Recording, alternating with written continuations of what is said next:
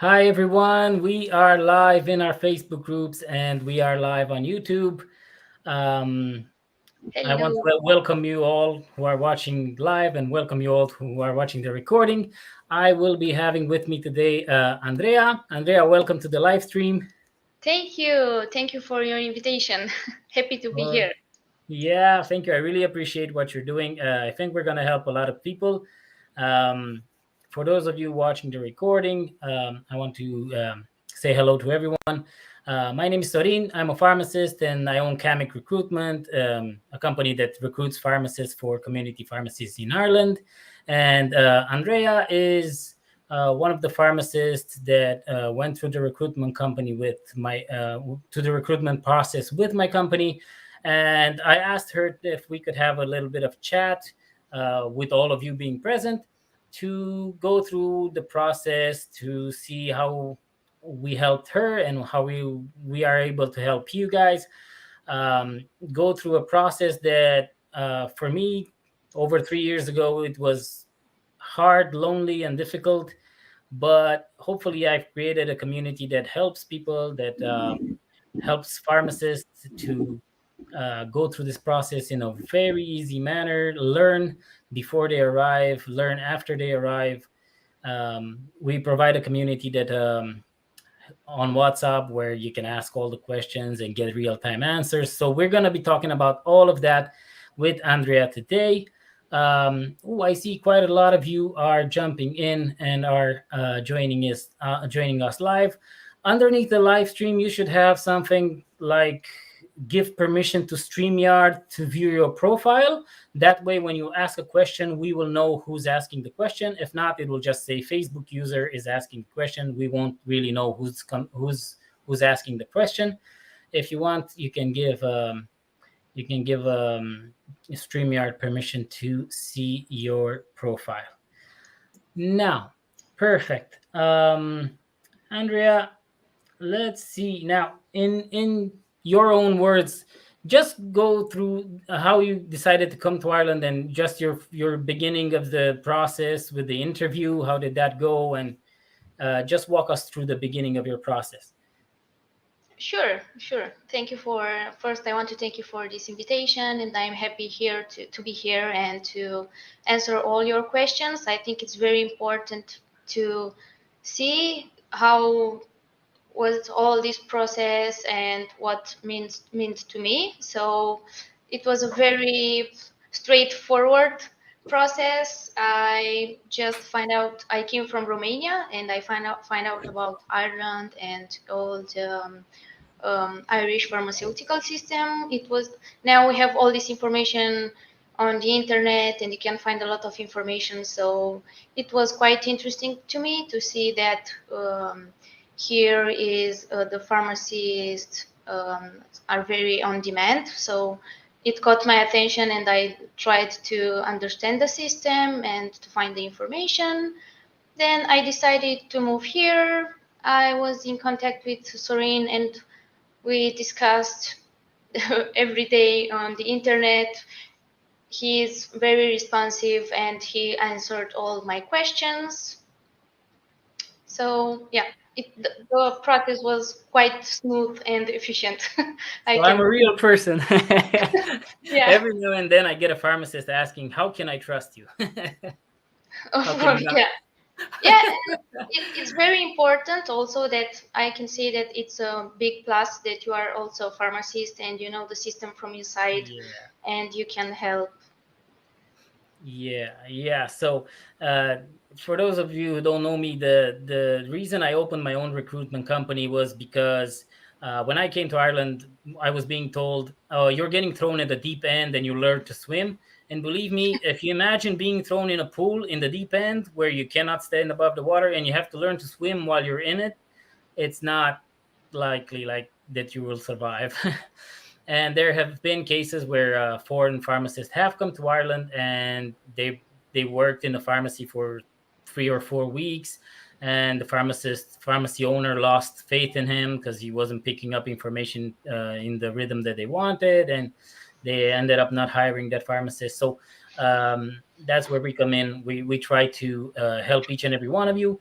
The pharmacists in our community received help when they first came here, and believe me, they are very eager to help when you guys arrive and start asking questions, or even before you arrive, when you're in the process. If you hit a wall and you don't know what to do, maybe I don't even know what to do because I went through the process in a classic manner, not an electronic manner.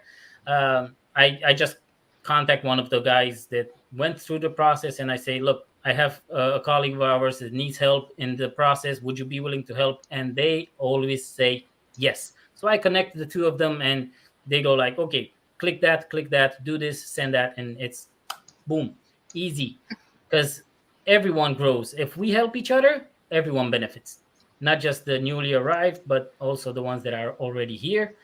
Now, one of the questions that was posted before, like on the Facebook group, was how much did you score on your English exam? I took the IELTS the academic profile, yeah, and I had an overall band score of 8. Uh, it's not so difficult as you would expect, because now we hear English everywhere, and I think it depends from the country where we come from, but we all know English from movies, from Yeah, in Romania we have this big plus that yeah. they don't translate the movies. They don't override the Mhm. voices of the actors. You get the original voice, but you get the subtitles. So Yeah, every movie, everything is in English. So we kind of hear it and we read it and we associate it and we kind of pick it up there. I never did a class of English in my life with a paid teacher, and all the school teachers were kind of communist and knew less English than I did. I picked it up from cartoons because cartoons weren't translated like they are these days in Romania. yeah. So I just picked it up when I was a child, and I was blessed in that manner. But yeah, so what was the score that you got? 8. It was the Eight. overall band score 8. Yeah. Great.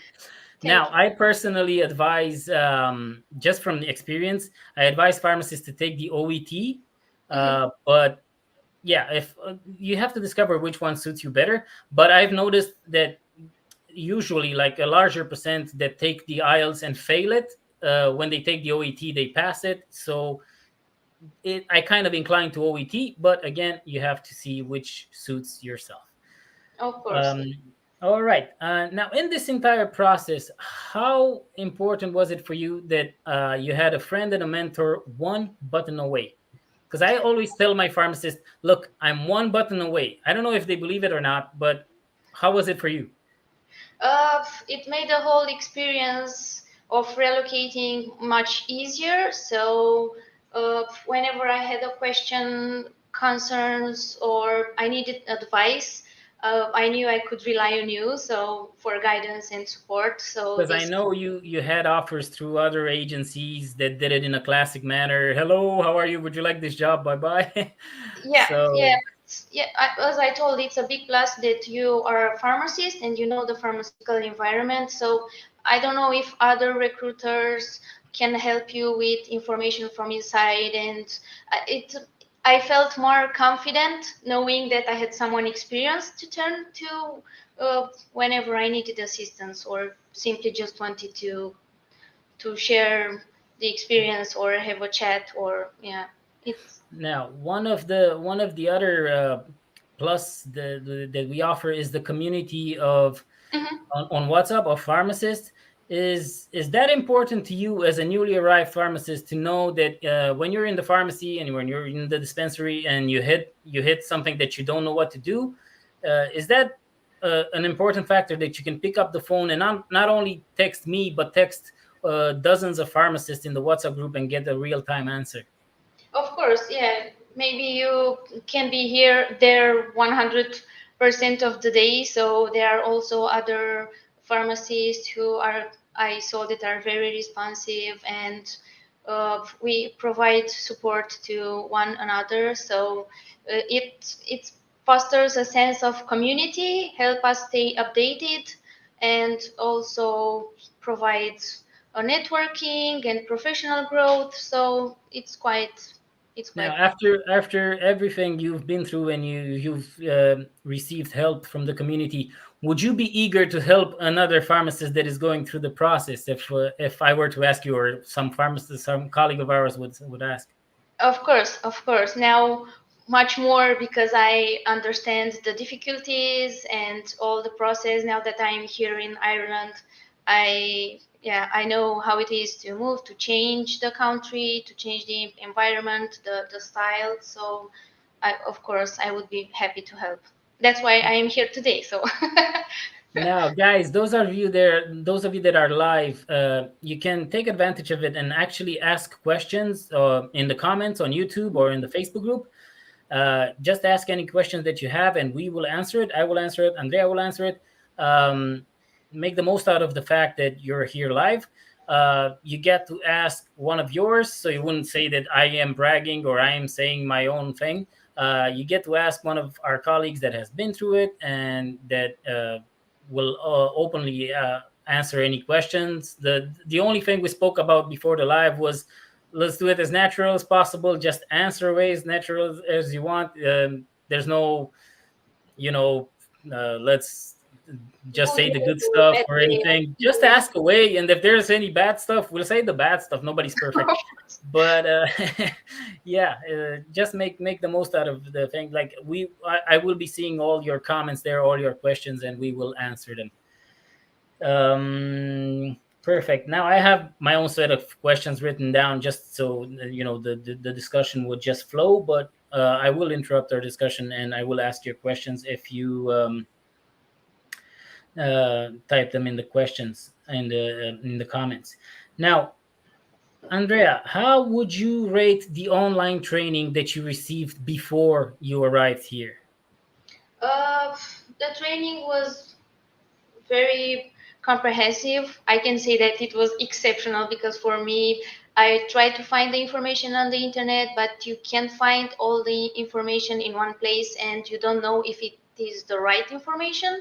So it was well structured. It covered, I think, all the essential aspects of practicing pharmacy in Ireland. So of the regulatory requirements, the legal ones, dispensing guidelines. I found it very, very good, and the materials were well designed, easy to understand. So it was quite nice. Thank you for that.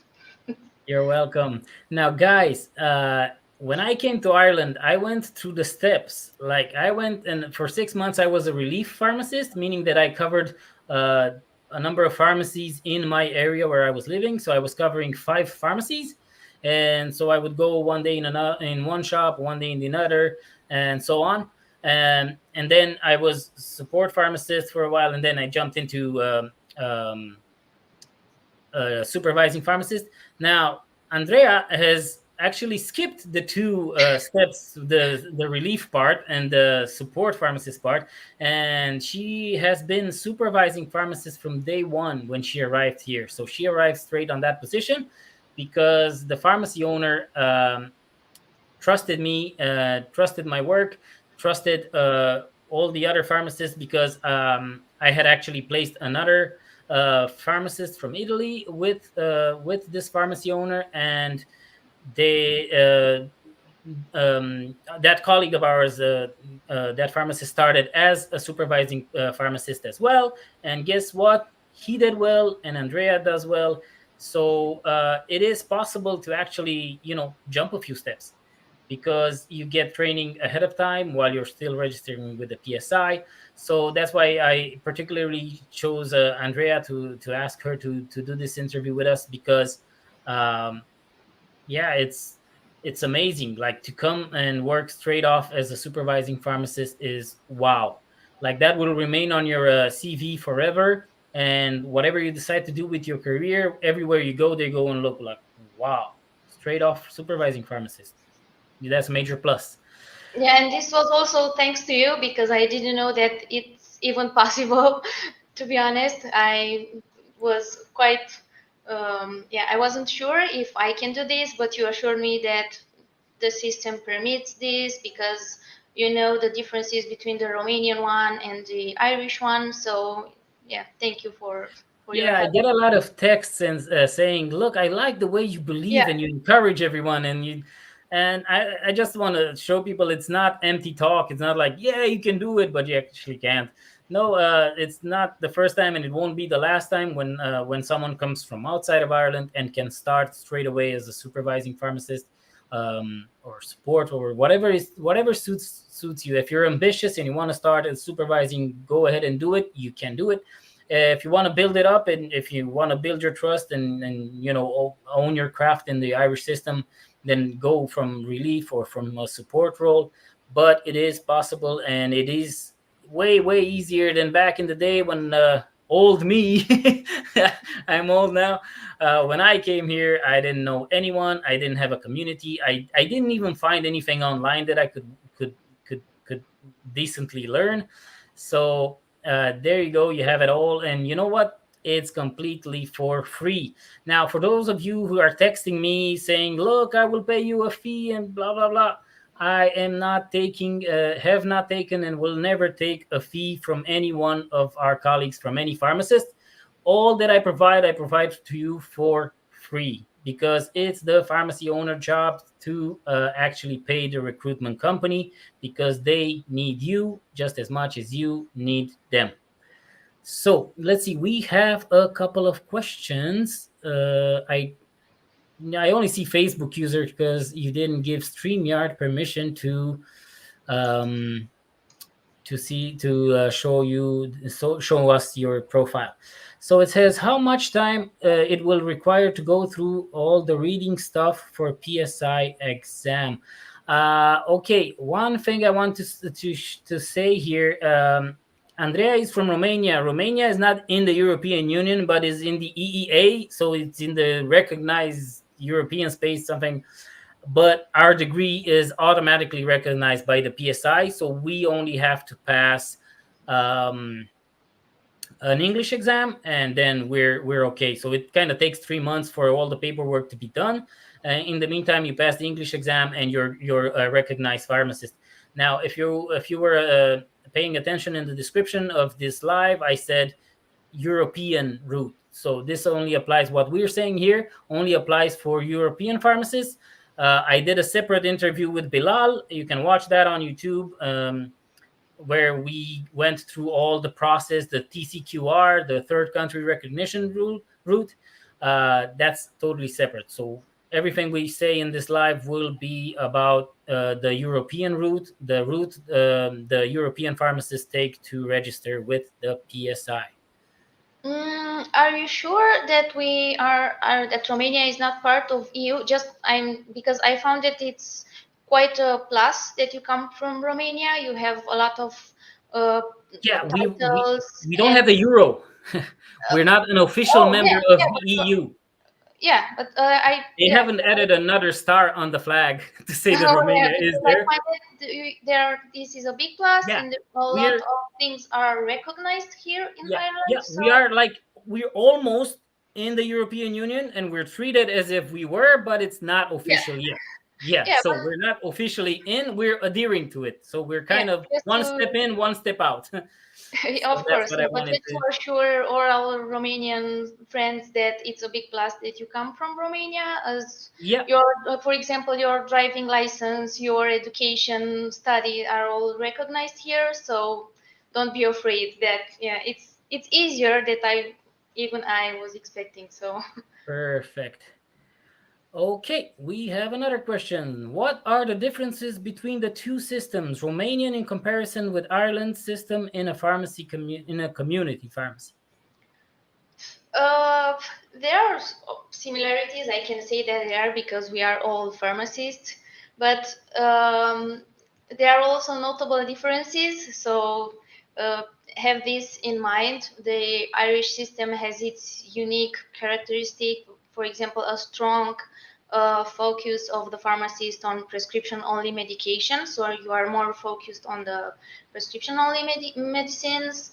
The electronic prescriptions, I can say the system is more prevalent in Ireland than what that was in Romania because yeah, it's I find this plus, and it involves collaboration within the doctors and the healthcare professionals and the pharmacists. So um, I don't know, the work environment, it's generally, I can say, well organized. So with efficient systems in place, so on prescriptions. Okay. So yeah. Yeah. I'll take 2 minutes to answer that as well. Mm-hmm. So, number one, in Romania, the pharmacist stands at the counter, face to face with the patient, at the computer, serving and gathering medication and all that. In Ireland, the pharmacist stays in the dispensary area, which is in the back of the pharmacy. And in the front at the computers, you only have like OTC staff. They have little training to know how to recommend over the counter items like ibuprofen and paracetamol, and that's it. But you don't deal with money. You don't take money from the patient or anything like that. That's being done by the front of shop staff. Um, Second, the front of shop staff takes the prescription from the customer and asks you, the pharmacist or the technician, when do you want this person to come back. You don't have to serve them straight away because you have a queue and you do it in your time. You can say, tell them to come back in 10 minutes, half an hour, 2 hours, second day, whatever you choose, they will respect it. So um, that's another major plus, that and a major difference, because you're only in there to do your job as a pharmacist, to make sure that the right medication goes to the right patient without any interactions. That's it.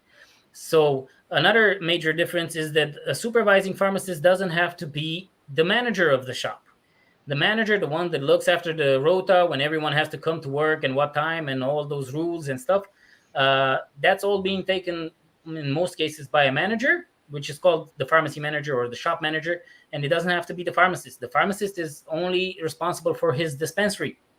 Mm. So whatever goes on in the dispensary, the pharmacist is boss, and everyone is there just to help the pharmacist do his job. Like in when you go into a doctor, every nurse and every secretary that's there is there not to be important. Like I know it happens in Romania in some cases, Yeah. most, and they're there not to show that they're important. They're there to support the pharmacist in doing his job. So everyone has to do exactly as the pharmacist says, and they are respected. The following question, I'll jump to it, says, are pharmacists respected in Ireland? I think you already, yeah, answered to this question, involuntary, because as you mentioned, everyone is focused on the pharmacist, so you are respected. The other staff is listening to what you're telling them. They come to you when they need advice. So yeah, What I about can the say. customers? So also the customers, yeah, I found this very, they, as you mentioned, they wait for you to prepare their medication because they are aware that you need some time to check if everything is fine, their doses, their interactions. So they quite respect that. They are not in a hurry, and sometimes I found that this was also very strange and different compared to strange, odd for me, and different compared to the Romanian system, because there are some people that need your advice and they seek advice from the pharmacist. They are asking for the pharmacist, so you can give consultation and um, guidelines if they needed help. So yeah, it's respected um, Guys, stuff. the staff in the pharmacy is uh, they evolve around the pharmacist like the planets around the sun. That you will be respected by your colleagues.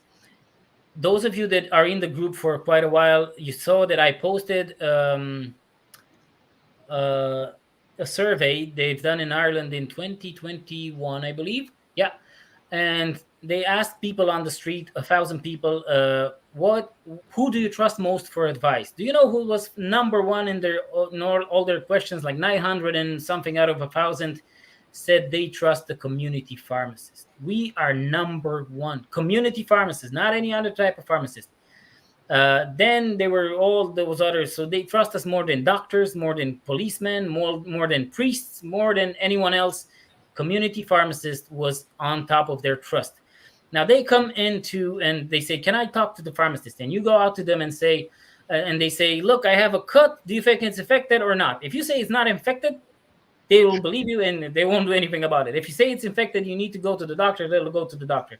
If Yeah. you give them an ibuprofen, if they have pain and you say, "Look, ibuprofen maximum strength is good," their pain will go away just because they trust you. They won't even get to take the tablet. So you will be trusted, you will be respected, you will not be rushed into stuff. You will have patients saying, "Oh, I'll come back later for that. I don't want to put you under pressure." You will hear that quite a lot. So they don't want you to be stressed, they don't want you to do their medication in a hurry. You will be respected. Okay, I did a video on this, but let's see your answer to it. So how does a working day look like for a pharmacist, and what are the responsibilities rather than dispensing medicines? So how does a working day look like for pharmacists? As I mentioned, there you are only focused on medication. You go in the dispensary, so um, you are not. You don't need to think as in Romania so many things at a time. So you just start your day. You sign that you are there in the day. You can make the things in your own way and in put all things in order. When the prescription come, you check the email. Of course, you have an eye on every time you have an eye on your emails because doctors send directly the prescriptions to the pharmacy. Then you have the help of the other staff because you prepare the labels. Here, this is also difference. Yeah, something that it's particular, I think, to the Irish system that we put labels. If you are on the Facebook group, you see that Sorin is posting very, very often a lot of questions regarding this. So we put labels on the medication, we prepare the labels, we check the dose of the medicines. You can contact a doctor. Is nothing. It's something. It's not. You find that it's not good for the patient, or you find an interaction. So the responsibilities, as you mentioned, is is more focused on dispensing medicines. Then, if you have a customer that is seeking your advice, you have the consultation room, and you can stay with them and provide them advice. So this is in big And what are the responsibilities? the responsibilities the same as for every pharmacist. So I don't think it's something we don't send rockets on the moon. So it's nothing that you won't be Okay. able to do. I think it's not something that I didn't have a problem that couldn't be resolved or So yeah. when I did the video about how a day looks in the life of a pharmacist in Ireland, I touched on a few aspects. So number one, you always have to keep an ear open to what the over-the-counter, like the OTC staff recommend. You as a pharmacist are responsible for all the medication that goes out of the pharmacy, OTC or on prescription. So you kind of have to always have an ear open to what the staff in the front shop says to the customer and what they recommend. Second, yeah, you are responsible for as a pharmacist, as a support pharmacist, you're responsible for everything that goes on your shift, every medication that goes on. So most of the things that you need to look out are interactions and gathering the right medication off on the shelf, so you wouldn't put through something on the label, say in indapamide, and then you collect something totally different and you make a mistake and it reaches the patient. That's your main concern. uh, so yeah, keep an eye out for that. Keep an ear open, and every 2 weeks it's recommended that you do a safe check, a safe balance check. So you check your CD register against your um, medication that is in the safe. So the controlled drugs, they have to match. That's a big, that's, I would say, that's where your focus needs to be. All the other mistakes are smaller, but if you get inspected, first thing the inspector goes for is your um, Control drug. Yeah. controlled drugs register. And as a supervising pharmacist, a supervising pharmacist is responsible for everything that goes on in the pharmacy, whether he's there or not. Yeah. If something happens and goes wrong, they will see if the supervising pharmacist made everything did everything they could to have everything in order. So that's where you have the SOPs, the standard operating procedures, where that's made by the superintendent pharmacist with the supervising pharmacist. They both collaborate and they make SOPs, standard operating procedures for everything. First thing, when you get a job in an Irish community pharmacy, you will be given this big of a book, like with A4 papers in it, and you have to read it, understand it, and sign each SOP that you will do as you read there. So there is an SOP for gathering medication off the shelf. There is an SOP for dispensing methadone. There is an SOP for putting prescriptions through the computer. There are 37 or 40, or I've lost count. There is an SOP for everything. So basically you will be taught how everything needs to be done. You won't have to play it by ear. It's like music being written on paper. You know, you can play the music that's on the paper. So um your your role as a pharmacist is to make sure, so a major responsibility, major part of your day is to make sure that everyone in the dispensary does everything according to the SOPs. It's like the pilots that fly commercial airplanes, they have SOPs for everything, from checking all their stuff before they take off. They have a takeoff checklist. They have a mid-air SOP, and they have a landing SOP. So everyone does the exact same thing. That's why planes do not crash. That's why mistakes do not happen in Irish pharmacy very often. They do happen, but not very often. Um, because everyone goes by the SOP.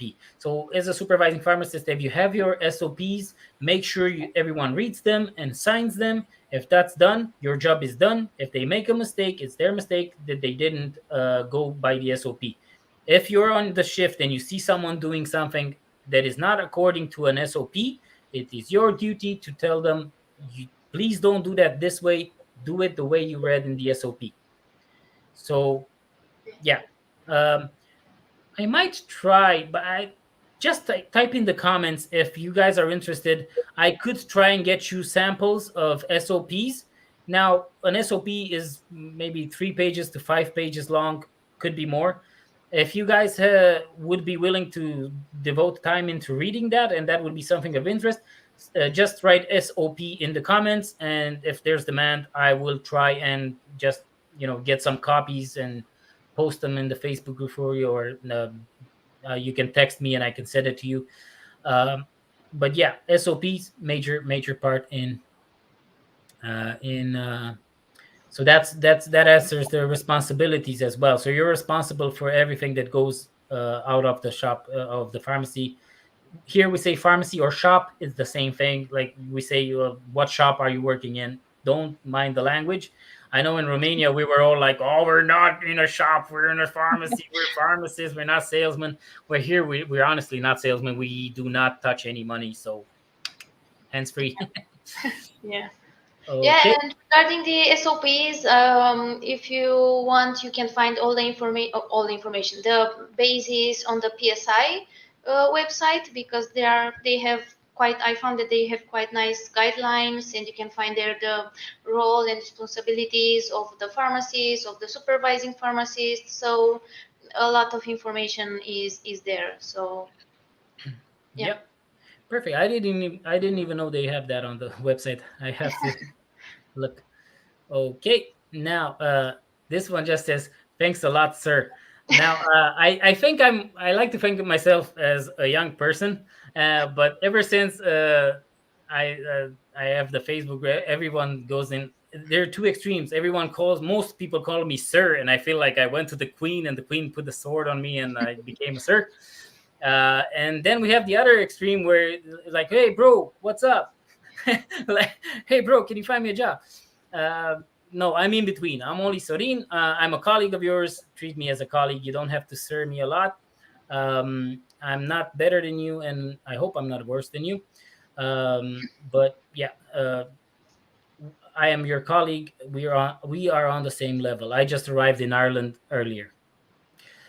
Okay, let's see. Do the pharmacists have to interact with patients, or the work of the pharmacist is only in the back? Mm, I don't know. Do you want me to answer or yeah? I think it's a combination of those two because as Sorin said, you are in the dispensary, but you need to keep an eye on all the items that are dispensed in the pharmacy. So also OTCs and everything, but you can also have discussions with the patient if they need your attention and your advice. That's why you are there. So uh, you don't interact so much with them as it depends on the system that you came from. That, but you don't interact as much as in Romania because you don't touch the money and you don't stay in the front of the shop. But you, yeah, it's The way I see it is you get to choose how much you interact with the customer. So you only intervene when you hear that something is off, or that yeah. you want to add extra advice, or when you have a prescription, you can put a pharmacist sticker on it, and when the customer comes to collect, the member of the front of shop staff sees the sticker and calls you to have a chat with the customer. So maybe you want to explain more in depth about some medication, or the customer can walk in the pharmacy and say, please, could I talk to the pharmacist? So then the front of shop staff just comes and says, I have a lady or a man or someone that wants to talk to you. And you go out and have a chat with them. And another interaction that goes on, is you have to go in the care room, which is a private room, with ladies who ask for emergency contraception. So you have a form, and you have to go through the questions on the form, and then you choose to dispense the emergency contraception or not. I have a separate video with a training on that. And uh, methadone patients, when they come to collect their methadone, you either have to go in the room, or most pharmacies have a window in the dispensary that goes into the room, and then you just hand them over and you supervise their dose, while you're actually in the dispensary, not in the room with them. Um, but that's another interaction with customers, with patients. So advice in the front of shop, you go and give advice, and the ones that go in the care room, or even a regular customer that has like a more sensitive problem, can ask, like, could you come in the care room with me, I want to ask you something, and then they ask you all sorts of stuff. uh Nothing too weird. Yeah. But yeah, it's not only in the back, but you kind of have control over. Not everyone that comes in the pharmacy can jump on you and take your time and your attention. And no, you keep your time, you keep your attention, you keep your focus, and you kind of choose where to distribute your focus. Now let's see, in your pharmacy, how many there are. How many pharmacists work on a shift? How many colleagues are on a shift? Yeah, I think it depends on the pharmacy. The pharmacy where I am now, it's not a very busy one, so it's not needed to be more than one pharmacist. But we have the OTC sellers, so I always have two colleagues, one or two colleagues with me on the shift. So it quite depends on the So the busier the pharmacy is, the more yeah. pharmacists you would have on. But you most likely will be one pharmacist on a shift. I would say maybe 60% of pharmacies would have one pharmacist on the shift, because if need be, the pharmacy owner would get more technicians. So you can do with one pharmacist who is only checking medication, is not spending time on the phone, is not spending time putting prescriptions through the computer, is not spending time gathering medication off the shelf. He's just handed basket after basket of medication, and all he has to do is check that it's correct and it doesn't interact. So if it gets really busy, then you get a second pharmacist, and you're most likely to see two pharmacists on a shift on a long night pharmacy. From a pharmacy that would have a 9 to 9 opening hours, from 9 a.m. to 9 p.m. Most shops do, like, the first pharmacist comes in at 9 and leaves at 5 or 6, and the other pharmacist comes in at 12 and leaves at 9 o'clock. So they overlap from 12 to 5 or 6 when the other pharmacist leaves. But yeah, you don't often need two pharmacists unless it's really busy, or if the pharmacy has nursing homes. Nursing homes means that they're old people that are admitted in nursing homes, and then you have to do all their medication in blister packs. So you put them in Monday, Tuesday, up to Sunday, and morning, afternoon, evening, and night slots. And you pop every tablet there, and you have to check it and seal it, and they just pick up their tablet according to the time of day. If you have a lot of those nursing homes, you might have a second pharmacist that does only that all day. If you have a lot of blister packs, one of the pharmacists will be dealing with the customers coming in the door, and the other one will be dealing with the blister pack for the nursing homes. So yeah, when you arrive here, most likely you will be working alongside a pharmacist for 1, 2, maybe 3 months.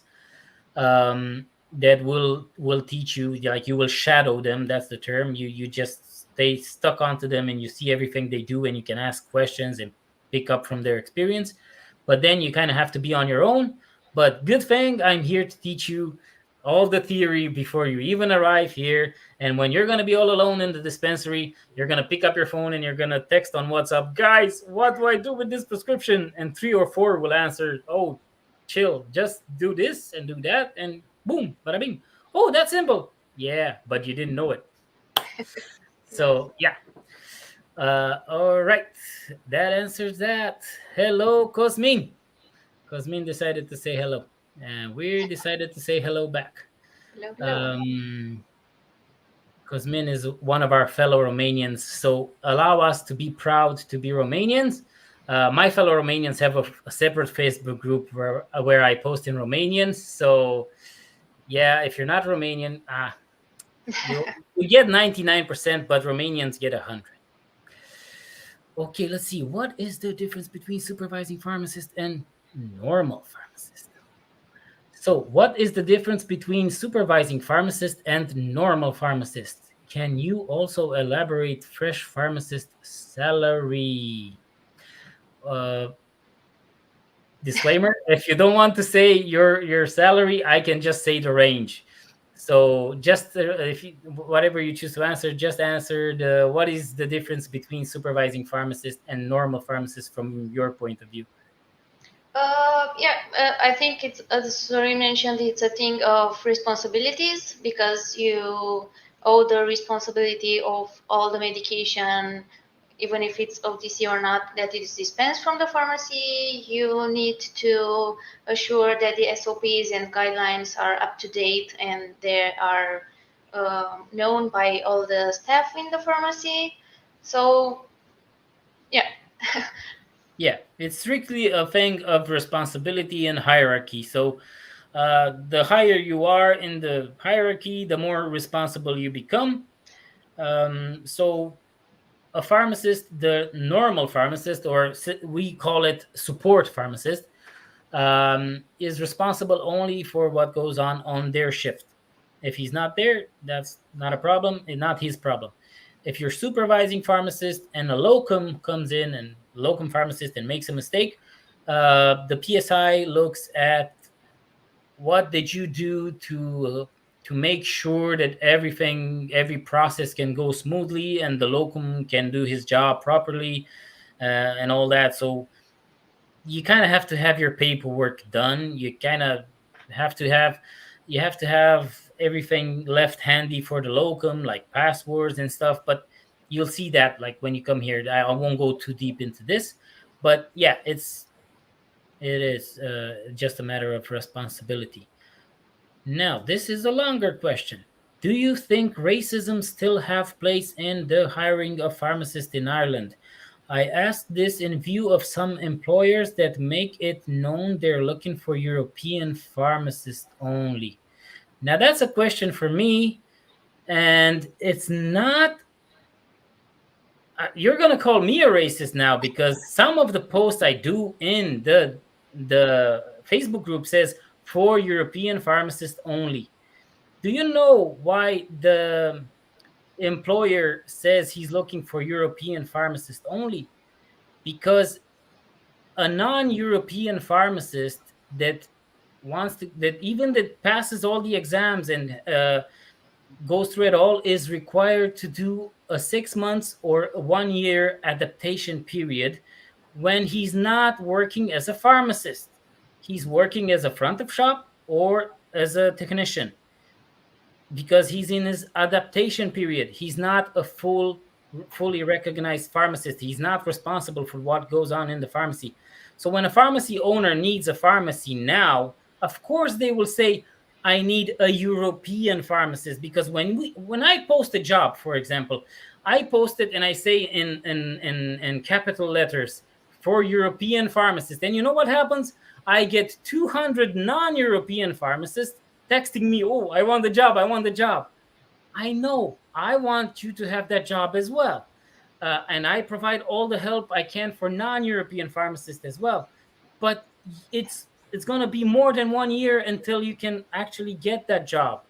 So if it's required now, of course they're going to say it has nothing to do with racism.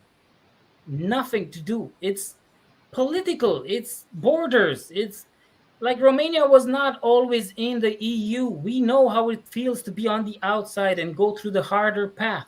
It's just the way it is.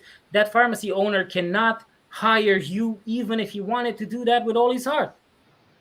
I cannot help you become a pharmacist next month in Ireland because you have to go through a longer process. It's just the way the legislation is. Nobody's a racist. And like us Romanians, if you go into certain countries, mostly like in the UK, we don't have a good image there because some of our fellow citizens did some bad stuff over there. And if you say you're Romanian, they kind of look at you like, that's racist. But even we understand that. Like, okay, you just saw on TV that 3 Romanians just robbed the guy. I don't know what they did. So, but that would be racist. And even so, we don't complain. We just go on. But what you're saying there, looking for European pharmacists is not racist. Is legislation. Hope I cleared that. I wonder if you get handwritten prescription. Yeah, this is our problem, I can say, and our something that we are facing in our jobs as a pharmacist. But I think it also depends. Maybe Sorin can say you more because he has a broader experience in the Irish pharmacies. But it depends. They are not as often as in Romania, for example, because as I mentioned, I think this is during the pandemic situation. Yeah. So guys, you make me feel so old. I'm only in Ireland for 3.5 years. No, I said that you have like, a you know bigger how old experience people than me now. That you know how old people go and they say on back in my time. Oh yeah. So when I arrived here, guys, there was no health mail. I'm not kidding. No email prescription. Everything was written. 90% was written by hand, and there were some that were written by that old machine that types it like Morse code or something. Like. So that was readable, but small writing if you were kind of needed glasses. But there was no emails whatsoever, no electronic prescriptions whatsoever. So 3 weeks or 2 weeks after I arrived, they shut the gates. COVID was in. They just waited for me to cross the border, and then they closed the gates. And then, oh my God, what do we do? People are not allowed to go into the doctors because they'll get the doctor sick. Oh yeah, well, we'll do emails. And everybody started emailing and doing electronic prescriptions. And now 90% of prescriptions are electronic. um, I saw in our WhatsApp group that even pharmacists with 1 year experience here may run into GMR prescriptions, which were six uh, scripts all on top of each other, and the writing on the first one would go on each and every one of them, like in a pen, in a pencil writing. So what you write on the first one would go on all of them, and then you have to retain one of them and return the four, and then when he comes back, you retain two and you give back two, and you were like, what's this? Now you hardly ever see that once a year, but that was common practice back in the day. So again, you guys have it easy. Now 90% of scripts are written electronically and you don't have to bother. And when you get one of the nasty ones that is written handwritten and you don't understand it, do you know what you do? You take a photo of it after you cover the name and details, and you post it in the WhatsApp group and you say, hey guys, I have no idea what's written here. And somehow someone in the group deciphers the mystery and says, oh, it's that one. Oh, you're right. And you kind of go like, oh yeah, yeah. If you look at it in a certain way, then it's okay. It makes sense. Yeah. So yeah, there you go. That is settled. But yeah, if you're in the Facebook group at all, I've noticed something. Like, I don't post a lot of stuff because I consider that I posted it in the past. But people, I think, are finding it hard to scroll a little bit down because there are over 155 prescriptions posted in the Facebook group. Handwritten, non-handwritten, with mistakes, without mistakes. You find in the Facebook group, you find every type of prescriptions, ugly written ones, beautiful written ones. I've posted a beautiful handwritten prescription someone posted in the WhatsApp group.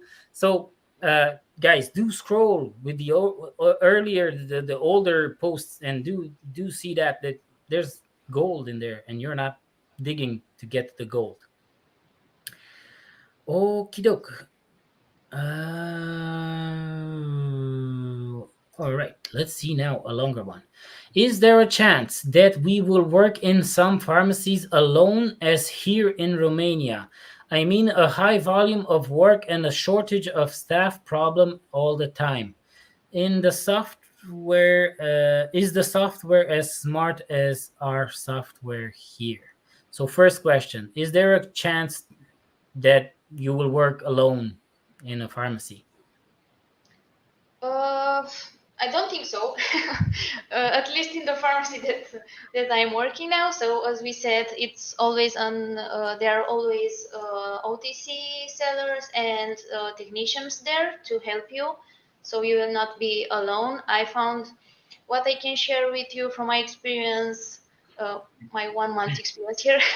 It's I never get very tired at home, so this is a big plus for me, and I quite find interesting because with all of these changes and legislation and all the changing of the system and the software, I thought that it might be more difficult than it was, but I found that I have all the support needed, not from only from Sorin and for the other pharmacists on our groups, but also from the staff in the pharmacy, from the pharmacist owner. So you will not be alone. No, I wasn't alone on the shift until now. So I don't know if this can happen, but I don't think so. Guys, I work as a locum pharmacist, so I have worked in over 70 shops, maybe even more than 100. I have lost count. It's impossible for you to be completely alone in a pharmacy. Impossible. It will never happen. You will have someone at the front of shop, dealing with the money and stuff. You will never have to do that. In the dispensary, you might be alone 1 day per year if you can't get staff or someone gets sick and the other one has to go somewhere or something like that. You might work, but the best part of it is on a busy day, you can tell customers that are not in a hurry, that they're not stuck for their medication. You can say, look, we're very busy today. Would you mind collecting this tomorrow or the day after tomorrow? Or, oh, yeah, sure. I'm not in a hurry for it. Yeah. Problem solved. So alone, you will never be alone. Uh, Alone in the dispensary, if you're in a not so busy shop, it might happen. But guess what? You're not going to die. Yeah. Yeah. And yeah, the patients are very patient. And yeah, sometimes they Now, call and they tell you with maybe 1 or 2 days in advance that they will come to collect their medication. So you will not feel as much pressure as it's with the. all in the education, guys. Now, one thing that I hated in Romania was when I was in the computer and I was dealing with the person in front of me, and I had another three or four in the queue, and one of them from the queue would say, "Do you have this medication in stock?" And I was like, "To answer or not to answer?" And I'm gonna be nice. Yes, we do. All the others, do you have to? That will never happen here. Okay. So No. even if you're alone, you're in your dispensary there and you can just manage the situation and everything will be just fine. You have more flexibility, more options, less stress, and all that. Okay, the software question. So, is the software as smart as our software here? Now, one thing I want to mention, electronic prescriptions in Romania go like this. The customer brings it, you have a QR code or square code, and you scan it, and it pops up in the computer, and you can save it and do whatever you want. Ireland is a bit old-fashioned in that matter, and the electronic script is actually an electronic script, just written. It's an email, not more than an email. Doesn't have a code. You don't scan it, so the technician kind of has to go first item, second item. If it's a repeat prescription, if he had the same things last month, you just click, click, click, click, click, and repeat, and then it goes way smoother. But there's a bit of more manual work because when I came here from Romania, I was like, wow, we have electronic scripts. We scan them, ping, ping, ping. So in Ireland, I'm gonna have the script in my brain, and they're gonna scan my brain, and it's gonna pop in the computer. Ireland, in most, like, it's very advanced, but some stuff is old fashioned, like handwritten scripts. They were forced to pass on to electronically written scripts because of COVID. If COVID hadn't hit, we would still have 80% of scripts written by hand. That's the way Ireland goes. It's a slower step, and nothing in Ireland happens fast. Okay, so when you guys say like, oh, the paper, I need this one, I need that to happen, nothing in Ireland happens fast. But it doesn't happen fast in the pharmacy either, so that's the plus. You won't be stressed as well, so you won't be under pressure to do as fast, because you're going to see a Romanian fella come in and he's used to going to Romania, just, oh, I want to buy my script, give him my script, and I'm out of here. And he comes here and says, can you come back in half an hour, the pharmacist is busy. Yeah, this was also a shock for me. And we're like, what do you mean come back in half an hour? Yeah, so no stress, guys. It's all for the best. Next question. Okay, to sound as a question, it should be like, are there pharmacy chains in Ireland as in Romania, or every pharmacist owns his pharmacy? I don't know if each pharmacy owner is a pharmacist, but I think they should be, or I don't know. In your case, it I is. think they So are. I found in that most of them. Andrea's case, Yeah. her employer has, it's a family run company, and he has 2 or 3 pharmacies. But yeah, they are owned by a pharmacist. Mm-hmm. But that being said, there are major chains. There are 3 or 4 major chains, but they're not as bad as the chains in Romania, and I can say that from experience. Yeah, so don't worry about that. Working in a chain has its benefits. Working for a family-run company has its benefits. Uh, if you Yeah. want to know the benefits, say it in the comments and I will make a video. You didn't think I was gonna go that deep into everything. Now we're never gonna go to sleep tonight. Okay, SOP. They put accent on selling. Do you have a target to reach? Since I'm here 1 month, what is a target? I can't remember. So no.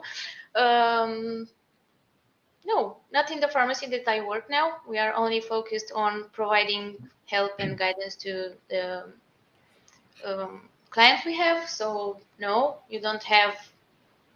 They will not Pressure you. look for, yeah, and pressure you. So Yeah. So I will tell you this, guys. Um, there are targets for front of shop staff because all they do is sell shampoos and creams and all that, and you can put target on that because it's just another product. Um, there are targets for dispensary in a sense that it's not left like whatever happens, what happens. No, you are. It's not even called a target, not a proper name. They measure things because even in a family you have your budget and you measure stuff. You don't go spending, oh, whatever happens happens. We won't have any money one day. No, you kind of measure things like, am I spending this, am I doing that, are we doing this or not? So it's the same way in a pharmacy here. They do check the number of items that are dispensed every month. They do check sales. They do check. They don't want to go bankrupt. Like if you don't take care of your money, it tends to go away. Like you have to kind of gather your stuff and keep it close. So they will watch, and if your items go down for some reason, they won't come and say, "Oh, your sales are down. I will cut your salary," and blah blah blah. They will come and say, "Look, is there anything we can do? Not your fault.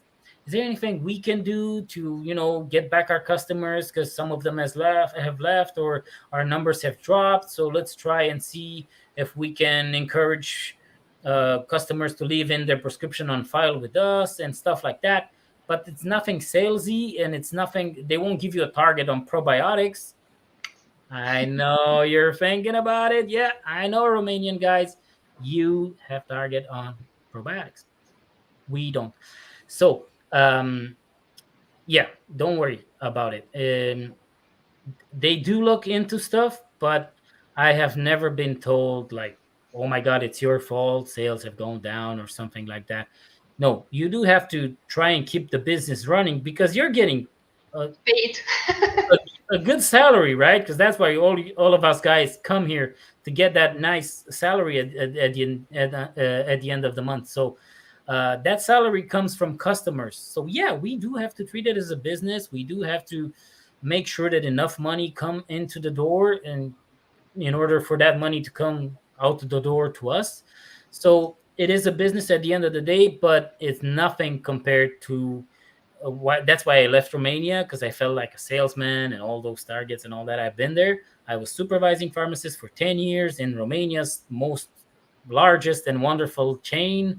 And I've been through it all. The area manager would come in and mop the floor with you for 1 hour because your sales dropped 1%. I've been through that. That will never happen here. You will get respected, and here the area manager gets paid less than the pharmacist, which is how it should be, because the area manager is not a pharmacist, doesn't have anything to do with pharmacy. He's a manager. That's what he does. Like, you can be a manager if you go into a shop, you work there for 6 months, and then you can start managing stuff because you just know the way it goes. That's how it happens here. Like, the area manager gets paid less than the pharmacist, and he looks up to the pharmacist. So when an area manager comes and talks to you as a pharmacist, he does it like he would speak to a doctor, like respect, like, look, let's see what we can do and stuff like that. You will never be disrespected because your sales went down. Now, hope that answers the question. Okay, does the salary depend on targets, or is it fixed from the beginning? As you mentioned, yeah. Was your salary ever negotiated in terms of if we get enough sales, you get your salary? No, no, No. no. You negotiated a rate, a salary, and that is it. You were you threatened that the salary would go down if sales or targets were not met or anything? You assured me that no. So, no, because this was also, I think this all these questions are normal, Yeah. and yeah, I also had these questions to Sorin before came in here. So no, I can say now from my experience that the salary is fixed.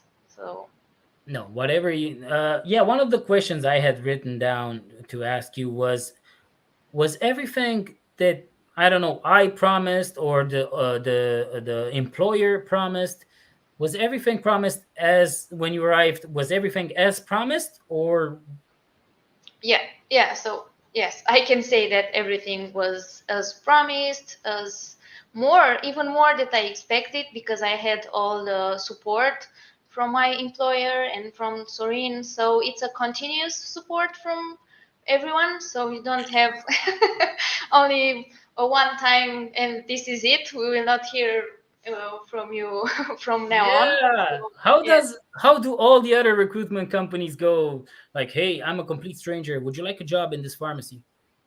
Yeah, okay, okay, I'll organize an interview for you. Okay, well, did you get the interview? Yes, thank you, bye bye. Of course. Whereas here, you guys, you're in it for life. Andrea will be in our community for life. Whenever she has a question or need of support or anything else, she will not feel like she's, oh my God, I'm alone in Ireland. I have no one to go to. Guys, we are a community. Everyone got helped when they arrived, so they're eager to help someone else as well. So whenever I reach out, I only connect people.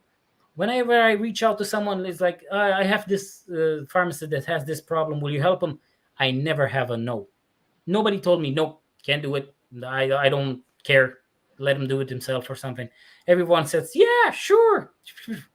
So, guys, the biggest fear all of you have when it comes to moving to Ireland is that you will be alone.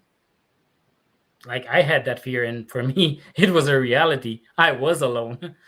Believe me, nobody nobody included me. Everybody knew everybody, and I didn't know anybody. And it sucks to not know anybody. It sucks to not have anybody to ask a question, because when you ask a question and you get the answer, it's so simple, and you were like, really, that's it?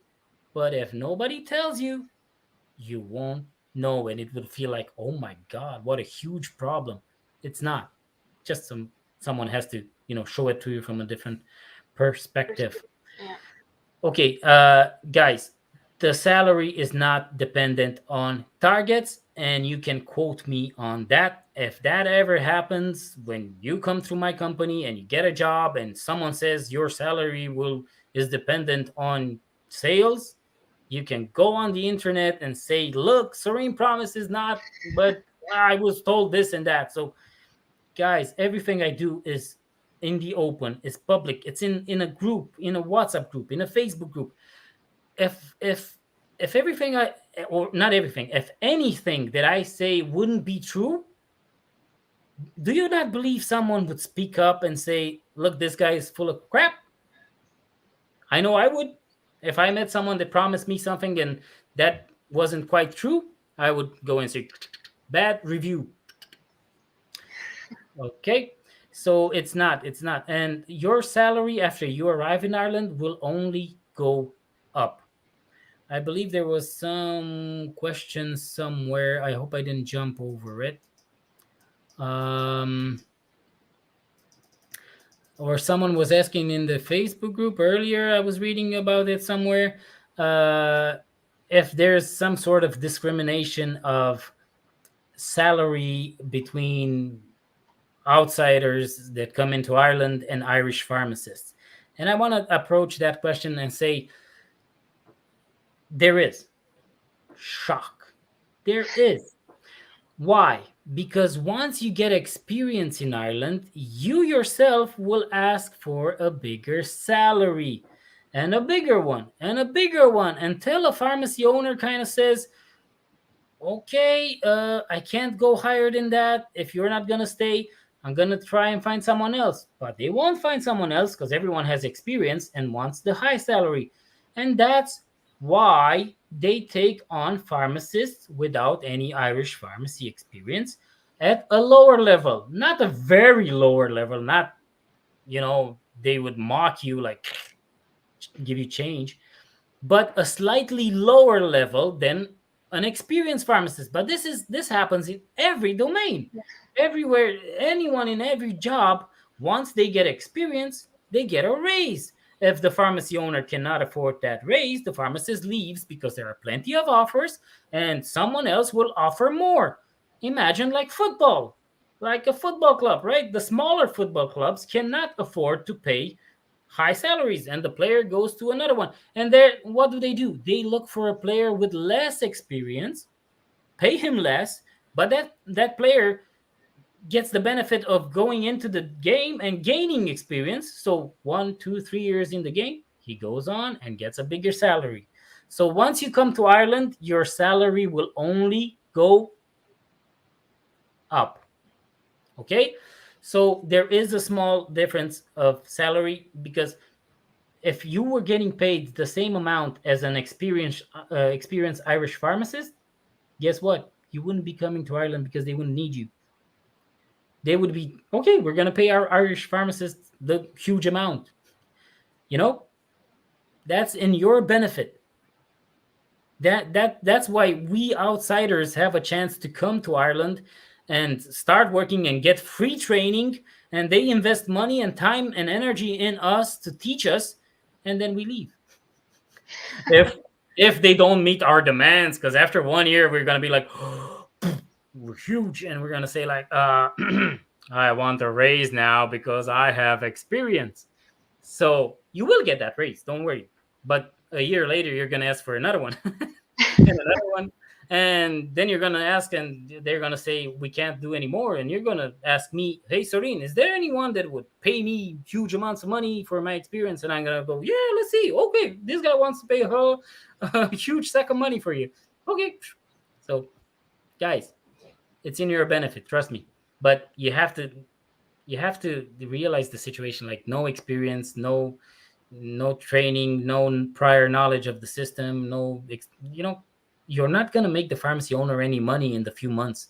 He's actually losing money on you because you're not going at the full rate and all that. So guys, you're getting the best out of it. So the small bit of difference between your salary and the experienced one, that gap will be filled when you have experience, right? Perfect.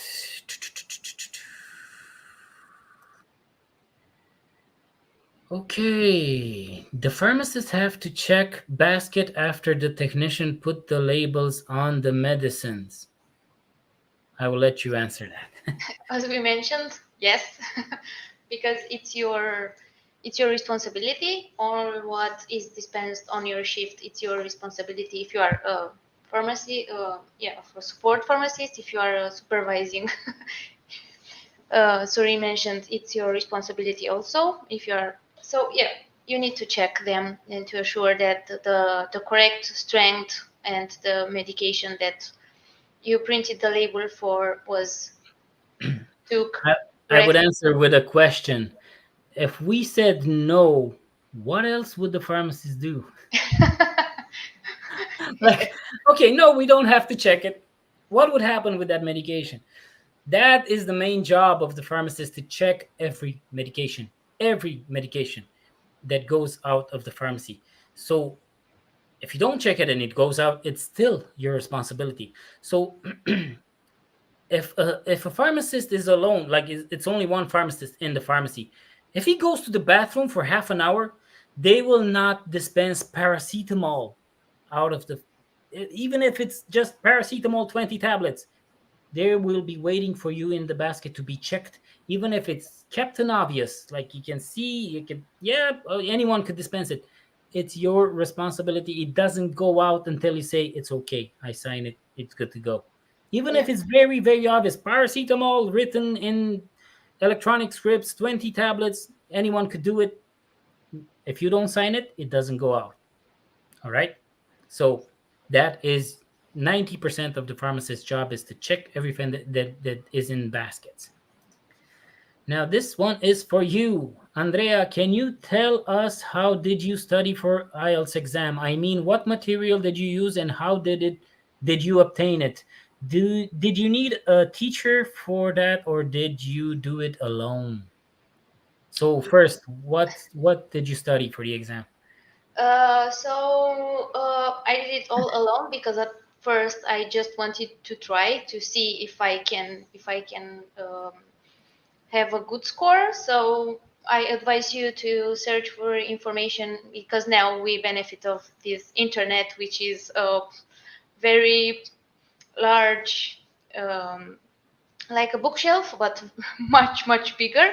So you can find all the information on the internet. And I think the most important for you is to understand the structure of the exam.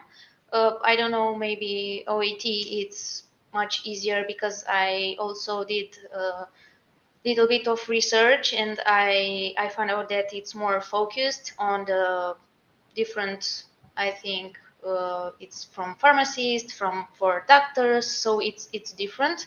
IELTS is a more general one, so I first wanted to understand the structure. So this is the most important part, to see which one is best suitable for you and which one do you think is the perfect one for you to choose and to reach the score. So I used only the internet. I didn't need a teacher. I don't know what anything else do you think would help you. But yeah. Now, guys, to answer that question, if you don't feel confident on your English that you will pass, I would say 9 out of 10 pharmacists needs to work with someone that knows the exam and teaches the exam for a living. Um, why do I say that? Because it's not about knowing English, it's about passing the exam. I've heard that from a lot of pharmacists because it's an academic level of English. And by how much the pharmacists fail the exam? By this much. And they most of them only fail in one area, like one I only failed speaking, or I only failed listening, or I only failed. Do you know what they needed to get that extra point? Tips and tricks and advice from someone that does that for a living. Because academic level English means if you use a phrase like, if I had not been to Ireland, I would not have known that people are so friendly. If you don't use that kind of stuff, you don't get extra points. If you use perfect English, but just plain English, like I've been to Ireland, it's lovely, people are friendly. No, if you use the same type of sentence, even if it's flawless, you don't have a mistake, you don't get that extra point. So, in order to get the extra point that is needed, you have to work with someone who does that for a living. Now, that being said, the cheapest and the most professional option I could find, and the most recommended by you guys, because that's where I found out about them, uh, are yeah, it went out of my mind. Uh, it's all in the Facebook group, guys. It's all I posted a lot of links to their weekly free. It's Swoosh. That's what it's called. It's Swoosh. It's a company. It's an online company specialized in training medical staff for IELTS and OET. So if you're gonna take IELTS or OET, give them a shot. Go and see their free stuff. I have some. They've done some free downloading guides for audio, for speaking part, for listening, for all that, and they do a weekly free. You can find, if you scroll down, you can find the link. It's there. If you click the link, it takes you to the weekly live master class that they do, where they teach you, they show you the process, and then you can ask questions and all that. um, like I said, it's very cheap. You pay 100 and something euros, and then you get all that for 1 year.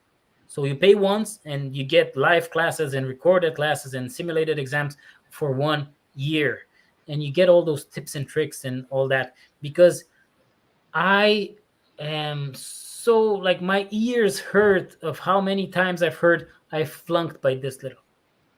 I don't want you for 100 and something euro to I don't want to hear you say I flunked by this little. I want you to say, oh my god, I got exactly what the points that I needed. Just perfect. So work with a professional, because guys, what you're doing here is you're working with a professional. Why don't you come to Ireland and just walk into a pharmacy and say I want a job? Because that's not the way it works. You go to a professional, to a recruiter, and the recruiter gets you a job that perfectly fits you, right? And that fits the owner as well. So that's what you need to do with the English exam as well. You need to go and, guys, teach me how to pass the English exam. You didn't get after you finished high school, you didn't go into the exam without going to high school first, and the teachers taught you how to pass the end of high school exam, right? It's all over the place. Don't try to skip the process. I didn't do it. I didn't need extra classes. I didn't pay anybody to teach me English, but I passed it on the first attempt. But not everybody does that. Like I spoke English fluently because I watched cartoons, Go Fish, right? But not everybody has the level of English that is required just from cartoons or movies or whatever. You kind of need that little bitty. And guys, the amount of money you're losing because you're not passing the English exam is huge. It's thousands of euros per month that you're losing out on because you didn't want to do a little bit of training. And guys, all I did was watch videos on YouTube. I chose two teachers on YouTube just to see about the exams. I didn't just choose two of them and go through all their videos. If you don't want to pay anyone, just go through all their videos, but not more than two of them, and just learn everything you can from them, and they'll probably get the job done as well. Yeah, it all depends on you. Yeah. We have a Facebook user saying, thank you for this, guys. Really eye opening interview. Yay! Go team. Okay. Sorin, is still a big need of pharmacists in Ireland. Guys, I would like to see your English be perfect. I like to think your spelling mistakes are from being like rushing into to writing, but I would like to see the level of English needs to be really really high, guys, really really high. Is it easy to rent a house? I heard from a friend who lives in Ireland that it is very hard to find a flat for rent, and it gets more difficult if you have a pet. Okay, ba-boom, ba-boom, ba-boom. Guys, if it were easy, everyone would do it. And if everyone would do it, do you know what would happen? Salaries would go down. When it's easy, you get paid less. Now, that being said, do you know how many of my pharmacists were homeless and did not find rent? Zero. In the end, they all found rent. Some in an easier manner, some had to go through a bit of stress, but in the end, everyone found rent. So, that being said, yes, it's not easy. Uh, what does your friend that told you it's difficult do for a living? Do you know how the process of renting goes? I have a flat to rent, right? Who do I want to be in my flat? Someone who works in any domain and all that, and just a plain person, or someone who is a highly educated person, a pharmacist that has stability. Even COVID comes back again, the pharmacist still has a job. Or will I get someone who barely can afford it, has to live with someone to share rent? Um, all those stories, that's where the stories come from, that it's hard to rent. It is hard, but it's the more common you are, like a common person, the harder it is, because that's it, guys. Everyone looks after their own interest. A landlord that is going to rent a house or an apartment is going to look at the person he's renting it to. So if I had a house to rent, I would look like I have 100 people applying. 90% of them are construction workers, or I don't know what, and I have tremendous respect for construction workers and everyone else that's working in another field. But the reality is that I would rather have a pharmacist living in the house that I'm renting than any other person, a pharmacist, a doctor, an IT guy. These are the people that are being sought after when people are renting. So when you apply and you say, look, I'm a pharmacist, I can give you a paper from my work that says I'm an okay person and all that, you kind of get ahead of the queue. That's reality, guys. I wish it weren't like that. I respect everyone for their work. I don't consider us special in any way, but economically speaking, we have stability, we have high salaries, we have great recommendations from work, we have higher education. It's all in our favor. I'm sorry, like that's the reality of it all. Boom, boom, boom. The first question was: Is still a big need of pharmacists in Ireland? Yes, there has never been a better time for you guys to come to Ireland. I have more requests from pharmacy owners now than I have ever had. In fact, I promised, I was just speaking on the phone when I was driving home to one of them, and they said, "Look, we want to take one of your pharmacists in as a technician." And I would say, "Hey, I'm gonna make that. I'm gonna announce this job in a live stream and all that." And we're like, "Yay!" Yeah. So I have plenty of spots for you guys. Again, European pharmacists to work for a few months as a technician, um, and before you qualify, before you do all your paperwork to become a registered pharmacist.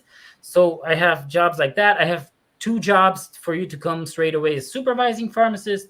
I have support pharmacist roles if you want to come in straight as from day one, work as a pharmacist. I have a lot of roles, open positions, more than ever. So there has never been a better time for you guys to actually come to Ireland. So I said European pharmacist. Again, I'm not being discriminatory, but if you come from outside, if you are in the WhatsApp group for TCQR, you saw that at the moment there is a gap in the legislation, and you guys from outside of Europe cannot actually come in. They will not give you a visa for you to do your adaptation period because there's a gap in the legislation. Because pharmacists are on the uh, critical skill list, and they get a visa because we need pharmacists here.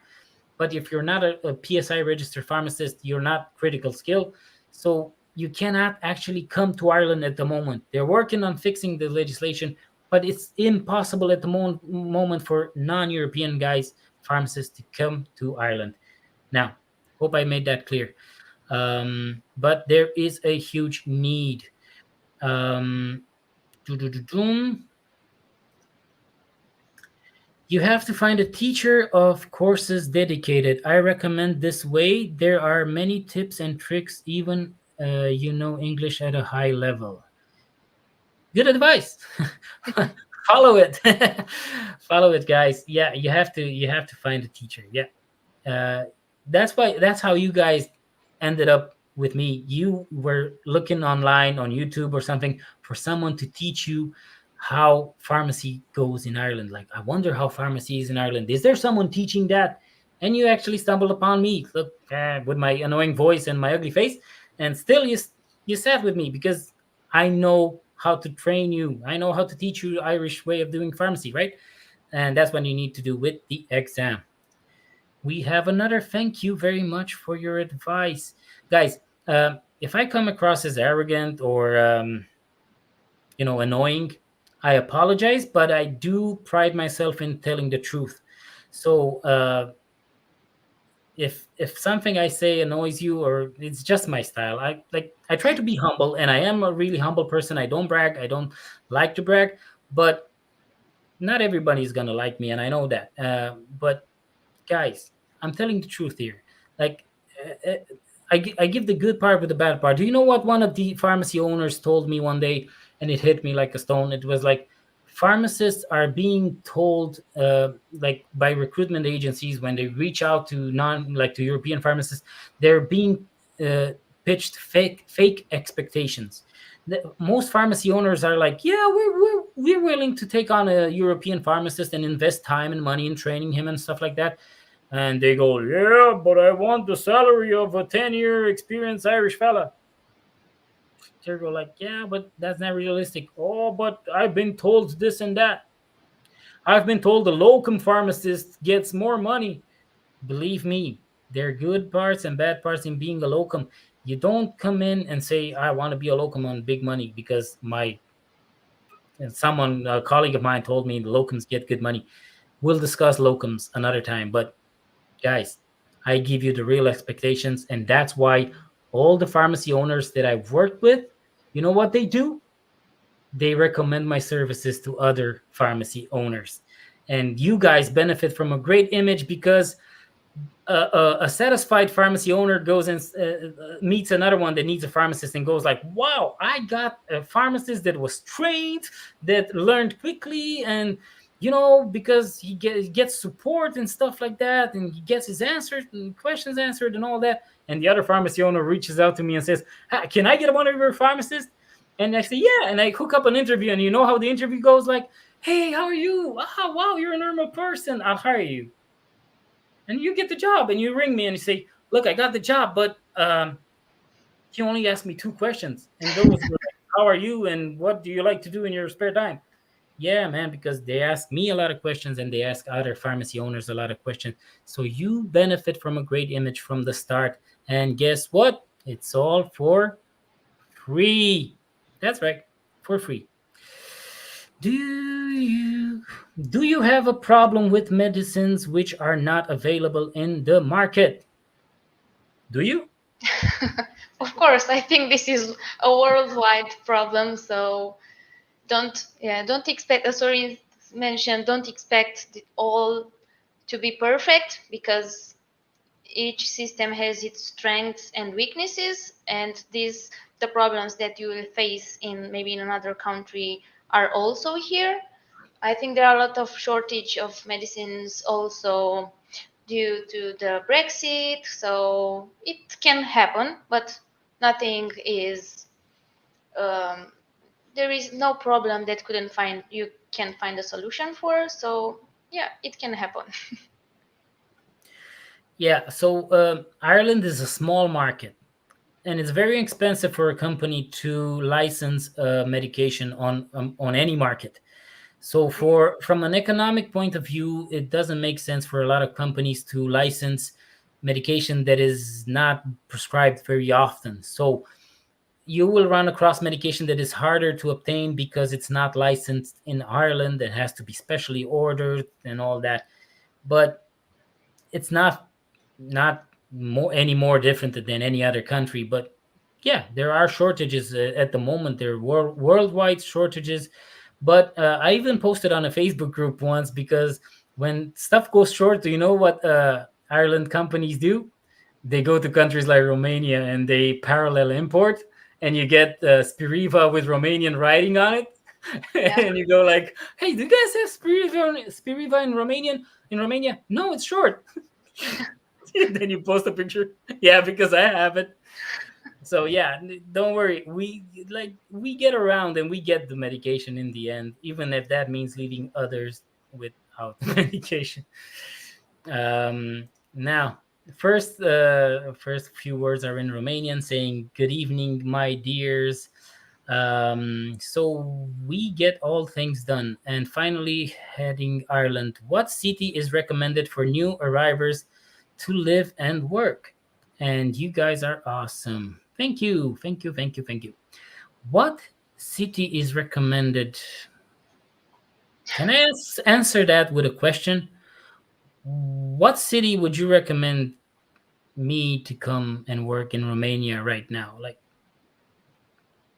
I don't, I don't even know what city I would go, and I know Romania, right? Uh, the answer is it depends, because it depends on what type of person you are. I had pharmacists that told me I want a quiet little town. The quieter, the better. I had pharmacists going to the other extreme. It's Dublin or nothing. Or I had other pharmacists that said, I don't want it to be. too big like Dublin, or I don't want it to be too small like a small town.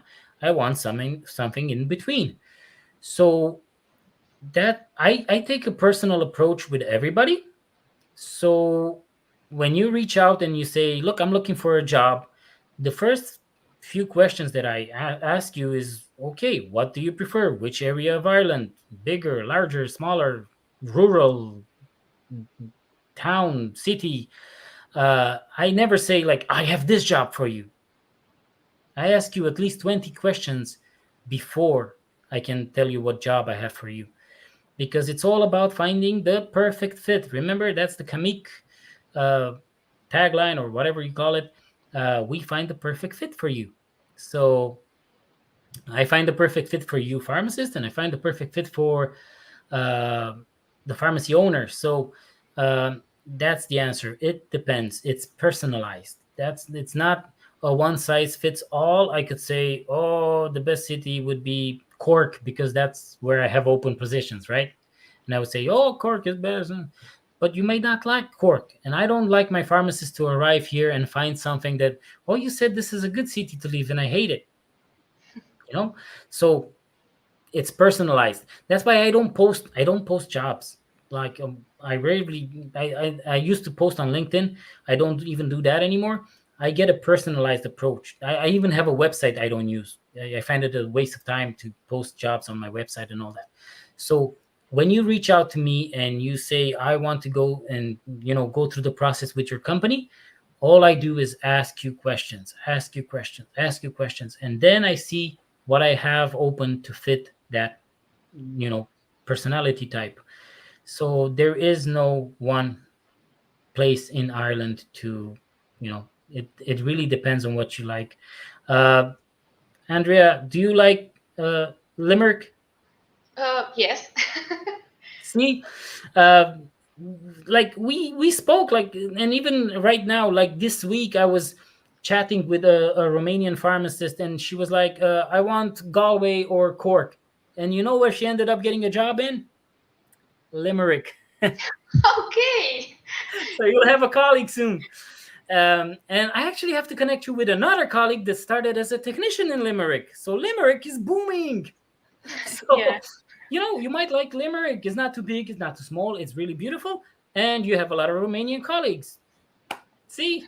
Guys, So Limerick, write me on to answer Facebook your because question, chat. We need to. Yeah, we need to yeah, meet. so since you're Romanian, I only see Facebook user. Since you're Romanian, Limerick would be the answer to your question. Like, if I were to name one city that comes to mind right now that is perfect for a Romanian pharmacist to start, based on the fact that we have Andrea and two more pharmacists that have signed contracts this week. Um, yeah, and I think a third one is on its way as well. So fingers crossed. Yeah, we have loads of pharmacists there. So apparently, Limerick is a great place for Romanian and European pharmacists to start working here. Um, let's see now. Andrea, I want to ask you. It's kind of late. We have two more questions. Will we go through the questions? Are you okay, or do you need to Yeah, go? it's fine. It's fine. Yeah. Thank you for Sorry, asking. I didn't realize we were gonna have so many questions. If Yeah, you need to go, we can answer them in the Facebook group or something like that it's later. perfect. I can stay. Thank you. I appreciate that. Who pays for the expired products? Ah, you must be Romanian. God, I wish you guys gave Streamer permission to show me your Facebook user so I would know who asks the questions. Because I was supervising pharmacists in Romania for 10 years, and every expired product, the cost of of all the expired products, 50% would be paid by me, and the rest of the 50% would be split between the team.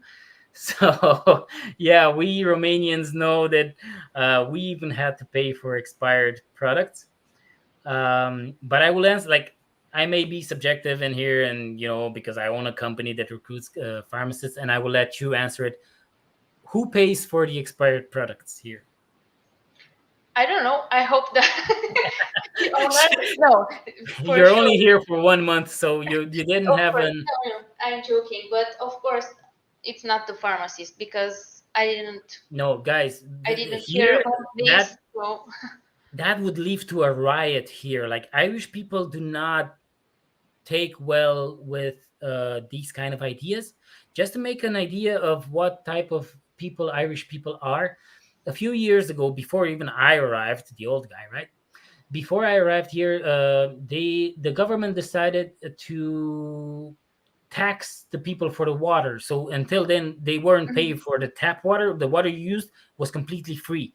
And the government said, look, we have to treat the water to make it purer and whatever. You guys have to pay for it like everyone in Europe does. You know what happened? People didn't pay for it. And then they said, it's not going to be the government anymore. It's going to be a private company. So you really have to pay. And you know what they did? They never paid. So the company went bankrupt. And so the Irish government kind of got the idea and was like, okay, they're not going to pay. They're not going to do it. That idea seems ludicrous for them. Water was always free. It comes from God. It rains all the time in Ireland. You shouldn't pay for water. And guess what? I'm not paying for water that I use today because of the way the Irish people are. So if pharmacy owners started charging pharmacists for the price of the expired product, all I don't pharmacies think they would will just accept. quit. Like, there would be a riot. The pharmacies would be on fire. Like, they would torch the pharmacies and all that. So that will never ever happen. How many times a year we have to make inventory, guys? Usually it's once a year. Uh, where I was supervising, it was once every 2.5, 3 years. But there's a team that comes in that is paid by the company. It's a separate company. They have a team. They come in with scanners and all that. You do nothing. The technicians do nothing. The front of shop people do nothing. It's completely external. It's a completely separate company. And you know what? When that is over and the results come in, they expect you to be lower. You know why? Because if a tablet falls down in while you're using it, or you spill uh, a box of tablets on the floor, you don't pick it up and put it back in. You put it in the bin because that's rules and regulations. But you put it in the bin knowing that you're never going to pay for it. Yeah, you have to have huge amounts and inexplicable amounts missing in order for them to kind of say something to you, but they won't charge you for it. But yeah, it's normal to have losses. It's normal for products to expire. It's normal for you to when you're doing blister packs, people come back all the time with the blister pack saying, my doctor changed my treatment. Okay, I'll change your treatment. You take out the tablets, you throw them away, the ones that you used, and you put in the new tablets. That's on the pharmacy. You can't charge the patient. It's not normal here. I know all you Romanian fellows. I know you guys expect the patient to cover that. They won't.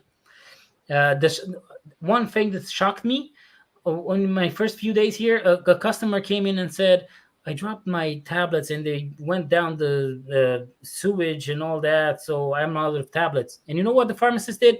Printed the label, took the medicine off the shelf. There you go. And was like, are you not charging him? Yeah. No, he dropped his medication. I still don't get that. I would charge that guy that drops his medication, but for some reason we don't do it. We just try to be nice here. If they're nice, I can adapt and be nice as well. But yeah, so that's it. Um, you don't have to do anything for the inventory, and you don't have to pay. Do we close to finish the inventory, or making it with open doors? You do it with open doors because you and the technicians do absolutely nothing. Okay. If any of you guys that work in Ireland and you were charged, because we have plenty of pharmacists in the group that already work in Ireland, if you were ever charged at an inventory or a takeover, whatever they call it these days, just type it in the comments. I was charged this amount because we did an inventory and we were missing medication and they charged us for it. See, I'm opened. Like anyone can just type in the chat, and everyone in the Facebook group can see, oh, I was charged. So what he's saying is bull, you know. I won't say the other word. Okay. Boom. Many thanks for Andrea. Yay. Thank you. Thank you. Thank you. Okay, people are starting to leave now because it's late in Romania, and oh my God, we've been here for an hour and 45 minutes. Okay, we will probably wrap it here because I don't see any more questions. Guys, if you have any more questions, you can type it in the Facebook groups and we will do our best to answer it. I just wanted to be one of our own colleagues answering the questions and not really me because I answer it all the time. And, people can say I'm subjective because, I own a company and I recruit pharmacists and I tell them what they want to hear. But Andrea doesn't own a company. She doesn't recruit pharmacists. She just went through the process and shared with us very openly. Thank you, Andrea, for everything. You have been so good to be here for almost 2 hours. I really appreciate your time. Thank you. It Um, was my pleasure. And thank you for all the support that and all what you did for us. It's priceless.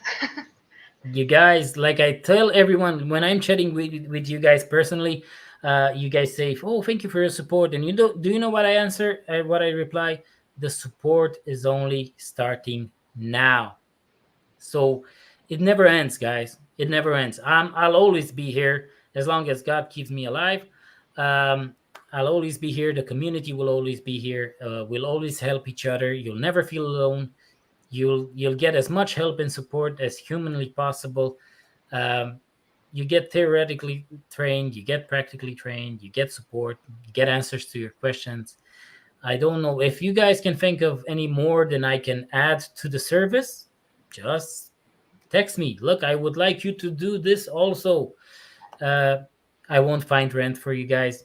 Like, I do text all my contacts and try to help with rent, but it's not a guaranteed service because it takes a lot of time. You will find it eventually, but it takes a lot of time. So that's your fight, your part of the bargain. I do help with that, but it doesn't always work. I don't have connections in all the cities. Now, pharmacy owners will try to help you as well. So eventually, everyone finds rent. Don't worry about it, okay? Don't stress. Stress about the English exam, stress about learning the Irish pharmacy schemes and all the rest. Andrea, thank you, thank you, thank you. I really appreciate your time. I really do. Like, my time is the most precious thing I have, and yours is as well. So I really appreciate you spending the time with us. Thank you. Thank you too. Okay, I wish everyone a good and happy night. Okay, I will see you guys on all the social media that we're present on. Yeah. So, see you guys. Take care. Bye bye. Take care all. Bye.